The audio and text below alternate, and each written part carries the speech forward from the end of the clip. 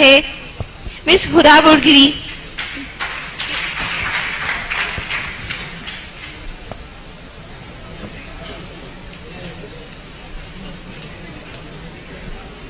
عزت نفس کسی شخص کی محفوظ نہیں، اب تو اپنے ہی نگہبانوں سے ڈر لگتا ہے، ڈنکے کی چوٹ پہ ظالم کو برا کہتی ہوں، مجھے سولی سے نہ زندانوں سے ڈر لگتا ہے۔ جناب اعلیٰ، وطن عزیز کے حکمران اور عہدیدار ہاتھ میں کشکول لیے اغیار کے سامنے ہر وقت بھیک ملنے کے منتظر رہتے ہیں،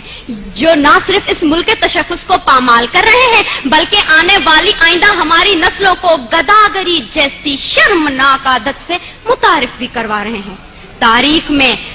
ایسی کئی قوموں کے قصے رقم ہیں جن قوموں نے مسلط کے نام پہ اپنے سروں کو جھکا کر دستے سوال بلند کیا، اور بعد میں جن کا انجام بازار میں بکنے والے سفید جسموں کی مانند کمتر اور حقیر بن کے ابھرا، ایسا ہی کچھ حال وطن عزیز کا بھی ہے۔ جناب اعلیٰ، پاکستان پچھلے 10 سالوں میں امریکہ سے $18 بلین کی رقم موصول کر چکا ہے۔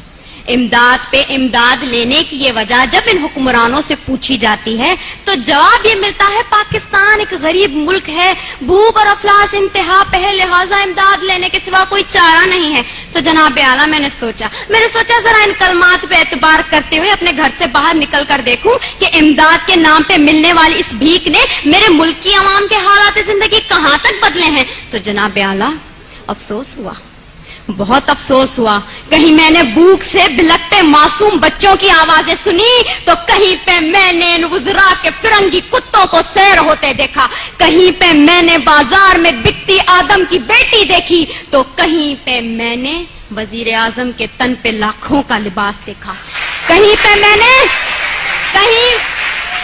میں نے اولاد برائے فروخت کے نعرے سنے تو کہیں پہ ان وزیر اعظم اور حکمرانوں کے آگے پیچھے جاتی 10 مرسڈیز کو دیکھا، کہیں پہ میں نے عافیہ صدیقی کی ماں کو اس کے انتظار میں تل مرتے دیکھا تو کہیں پہ میں نے اس ملک کے حکمرانوں کو امریکہ کی خوشامد میں دن رات ایک کرتے دیکھا۔ میں کیا بتاؤں میں نے کیا کیا دیکھا، ڈرون حملوں میں مرنے والوں کی لاشوں کو دیکھا، کئی عورتوں کے اجڑتے سہاگوں کو دیکھا، کئی نوجوانوں کو ہاتھ میں ڈگریاں لیے بے روزگاری کے عوض پارلیمنٹ ہاؤس کے سامنے آگ میں جھلستے دیکھا، کئی میں نے بزرگوں کو پارلیمنٹ ہاؤس کے سامنے پینشن نہ ملنے کی خاطر ہلاک ہوتے دیکھا۔ جناب اعلیٰ، میں نے اس ملک کے ہر شہر ہر کوچے میں کربلا کا میدان دیکھا تو بے اختیار میری زبان پہ یہ الفاظ آ گئے،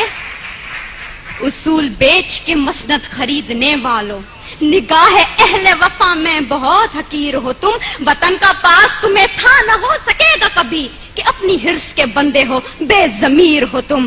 جناب اعلیٰ،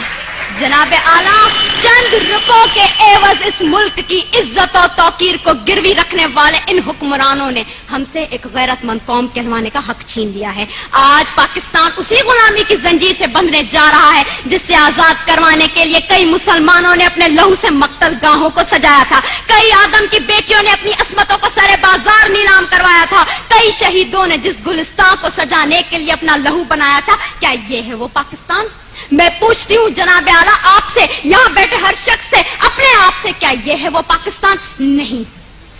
دوسروں کے ٹکڑوں پہ پلنے والا یہ پاکستان قائد اعظم کا پاکستان نہیں ہے۔ میں سلام کرتی ہوں ان تمام قربانیوں کو جو اس ملک کو بنانے کے لیے لوگوں نے دی، مسلمانوں نے دی، لیکن دیپ جن کے چند خواہشوں میں چلیں،